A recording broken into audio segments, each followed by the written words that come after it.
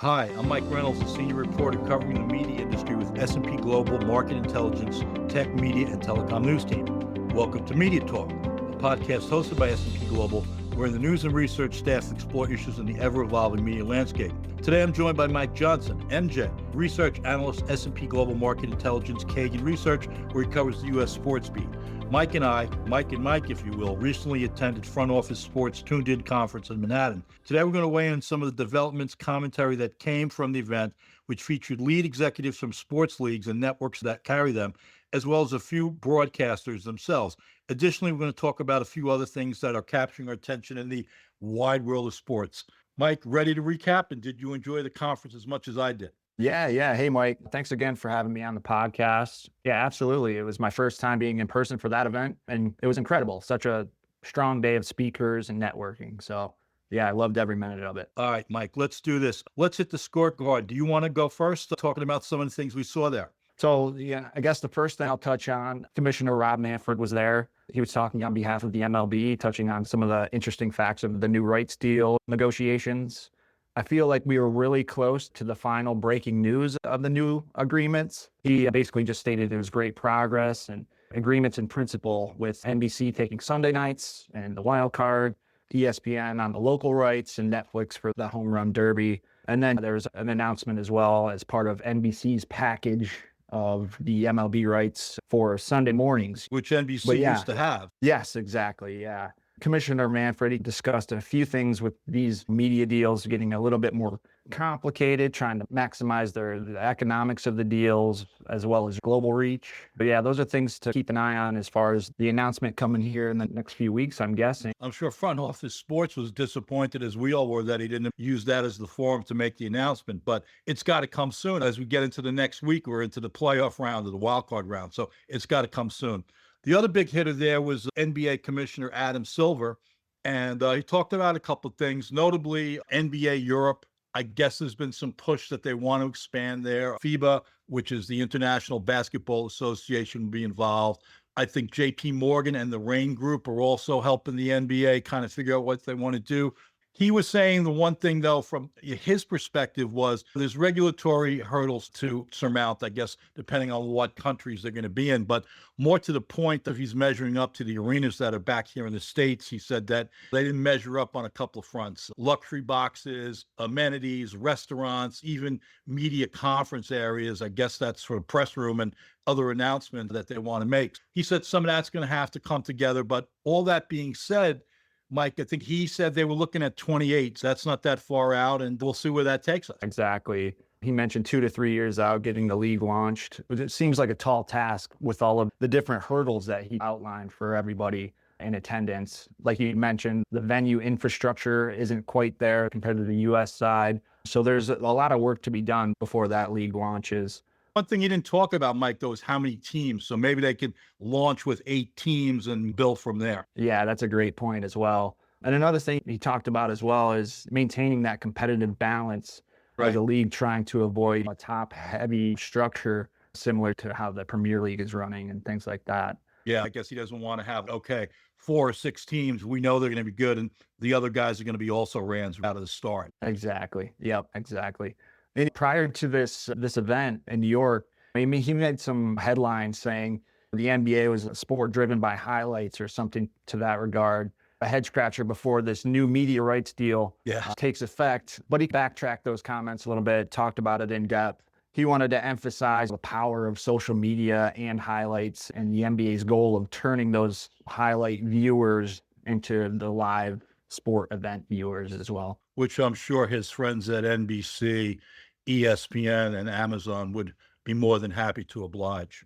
Yeah, exactly. So the other thing that I think the other big news, again, and this is maybe more in the sense of prestige than certainly than tonnage, Amazon, they're going to be in the Masters, Mike, which is incredible. Only been in the sports business for the last, I'm going to say 10, 12 years.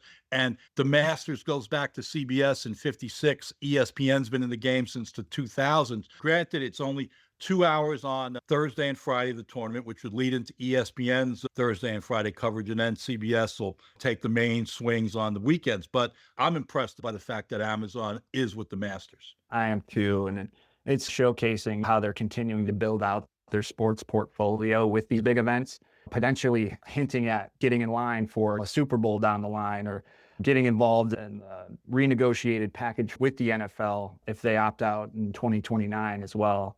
So they're building that portfolio and getting to be a huge player in the media rights space. Absolutely. And Jay Marine is head of sports. They also talk a little bit about the NBA, and they're going to celebrate the players, which makes sense. And at the same time, they're going to bring some of the AI effects that they use for their Thursday night football coverage. So it'll be interesting to see how that kind of plays out. But yeah, they're definitely a factor now for sure. The other thing, Eric Shanks, the CEO of Fox Sports, they've got a little event next summer. Mike, why don't you take us through that? Yeah, the World Cup coming up next year. I thought it was very interesting the way he was speaking about the entire event, stating that he's not sure if people actually comprehend how big this event in the United States is going to be. Logistically, being able to broadcast all of these games is going to be a huge feat next year for Fox. There's 104 matches, right? They're up to 48 teams. So just on that factor alone, not to mention that they're in the US, Canada, and Mexico. And I think there's 15 or 16 stadiums involved. That's a massive undertaking. And he also touched on a variety of different things with the investment in IndyCar. Right. Next year as well, they're having an IndyCar NASCAR crossover weekend. I think it's the first of its kind. So they're trying to build out their motorsports. He talked about the new Barstool deal that just launched as well. So strategic investments that Fox continues to make. Mike, you want to talk about ESPN a little bit? They continue to make news. The ESPN Unlimited, the enhanced app that launched on August 21st, and there's been no shortage of news. Yeah, definitely. So ESPN chairman Jimmy Pitaro, the first thing that kind of stuck with me is him talking about this new NFL ESPN equity deal that just took place about a month ago now. And basically, he laid out how difficult it was coming to an agreement on the variety of deals associated with the overall equity stake. He did highlight that the network is open to similar deals with leagues potentially down the road. How that looks remains we don't know. seen, but And again, regulatory muster is in the way here, so we'll see how that happens. Our colleague Scott Robson, he said that ESPN and the NFL have been trying to get together on whatever may have happened, as you mentioned, about a month ago for the last decades. Certainly no easy task. yeah, absolutely. This one took a while. A few of the other things that he was mentioning during his time slot, Red Zone is a big deal, big part of that ESPN equity stake deal, and how open the network is to creating similar type programming across a variety of sports. He mentioned college football being one of those, and potentially working with a variety of partners down the line. Yeah, if you're going to have like a full Red Zone product, you'll need Fox and CBS and NBC and even the CW. If he manages to pull that off, there's going to be a lot of give and take on that. The other thing about the Red Zone, Mike, there's 4 15-second ads that are now on the Red Zone on Sundays. And the rank and file out there, everybody's all upset. You got to read these stories more closely, John Q. Public, because ESPN, this NFL deal has to pass regulatory muster. It's not going to happen for about a year. So while they eventually will be handling the Red Zone, the league is always going to continue to program it. But ESPN's taking all the slings and arrows. Right. Yeah. Yeah. You wanted to make it known that they're not solely responsible for the ads this year that have already taken place. Yeah. No, he took it in stride. What else can he do? Again, public perception in this case is wrong. So we will see. I guess the other thing, Ryan and Noah Eagle made some news there as well, Mike. Yeah. So, during their time slot, they discussed the breaking news of the Netflix broadcast cruise for the Christmas Day games, with Ian Eagle leading the way with Matt Ryan, I believe, on CBS. Yep. And Nate Burleson too. Yep, Nate Burleson as well. And then Noah Eagle with Drew Brees, who's trying to get back in the analyst game as well. Yeah. Again, for those keeping score, those two games last year on Christmas Day, despite the fact that they were both blowouts, had about 30 million watchers globally, and they're the most streamed NFL games to date. We'll see what happens this time around. Yeah. And another thing that the two kind of emphasized during their time slots was the impact of altcasts, especially with Noah Eagle during his career thus far.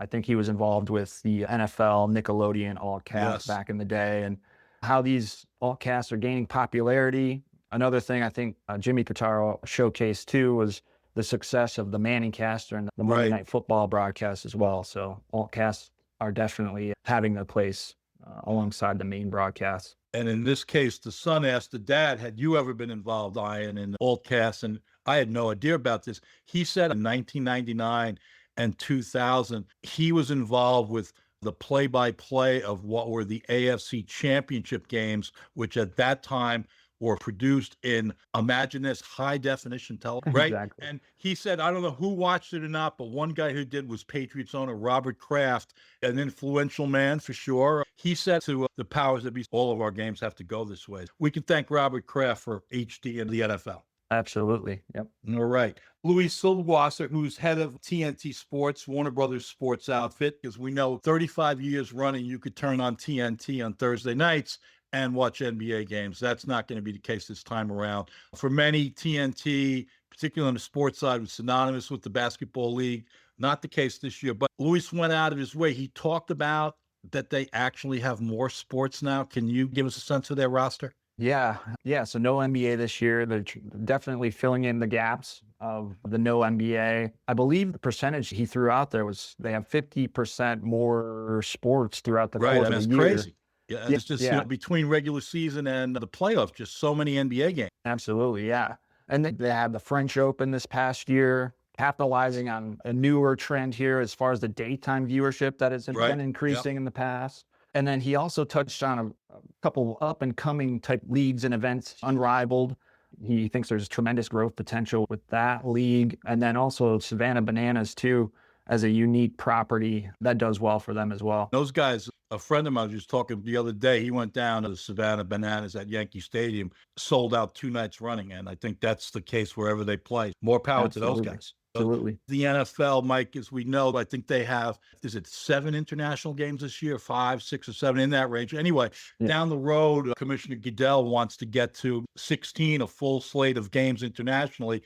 And Luis said, yes, we're interested that way, provided that things work out. And WBD's definitely, from the Discovery guys as well, they've got lots of flags planted throughout Europe and into Asia as well. So maybe we'll see something happen there. Absolutely, yeah. So 7 international games this year. I think with the current CBA with the NFL, they can have potential for 10 international games. Okay. But once that expires, I think they want to have at least 1 international game per week. And that's just a tremendous opportunity for TNT Sports going forward. Yeah, foot's in the door, so to speak. And way back when TNT had a handful of NFL games as well on Sunday night, they shared with ESPN. For those too young, look it up on Google. It did happen way back when. All right. The other thing is we did get some NBC action. Betsy Riley, who's a senior VP and Olympics producer for Primetime, she did a little talking, and then I guess ultimately her boss, Rick Cordello, also talked about a couple other things. Mike, why don't you fill us in a little bit about what Betsy had to say?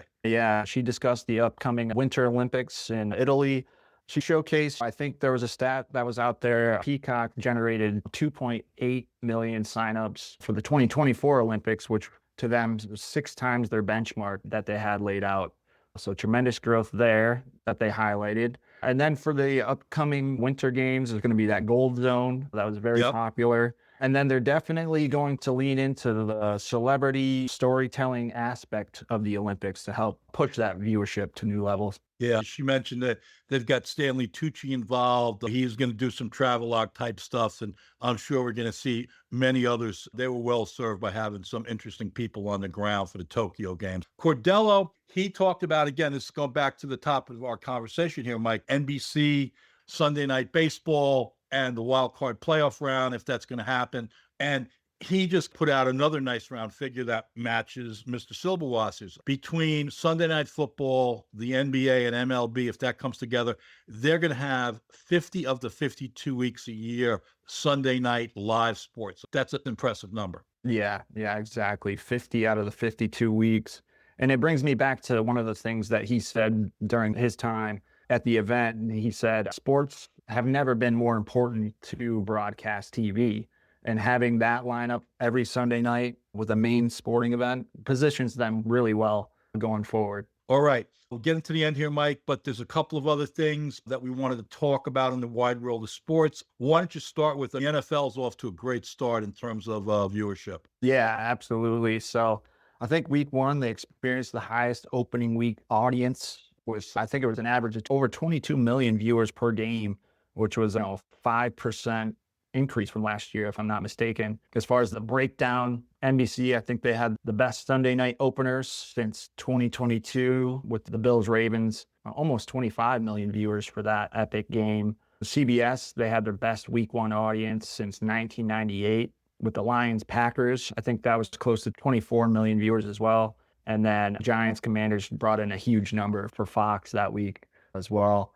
Yeah. And then the second week had, I guess it was Eagles and Chiefs, 2 Super Bowl rematches, but a rematch from last year or last season. Biggest game ever in September, October, I believe. Yeah, through the first 2 weeks of the season for sure.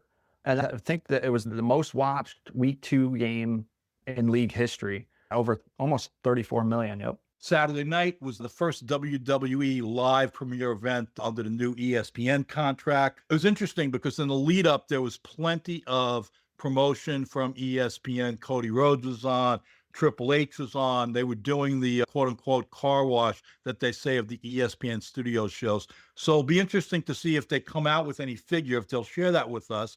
At the same time, I think there were some people that are WWE fans and maybe should have read our articles more closely, because there are a number of MVPDs. If you have it, and I'm a Fios guy, I can get unlimited and the app by signing in. But there's probably about half the community, those deals are not in place. So some people that were expecting to turn on the WWE on their TV on ESPN or did not get that access. So we'll see how that goes, if there's any hue and cry against that.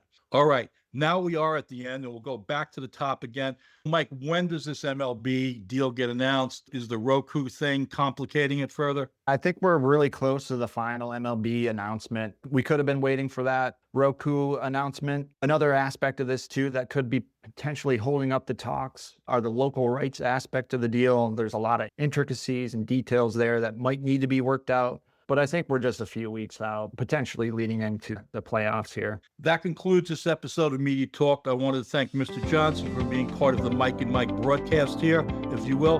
Great to hang with you, Mike, in New York at the conference and talking sports and sports media here today. Absolutely. Thanks, Mike. And thanks to all of you for listening. We'll catch up soon on the next episode of Media Talk.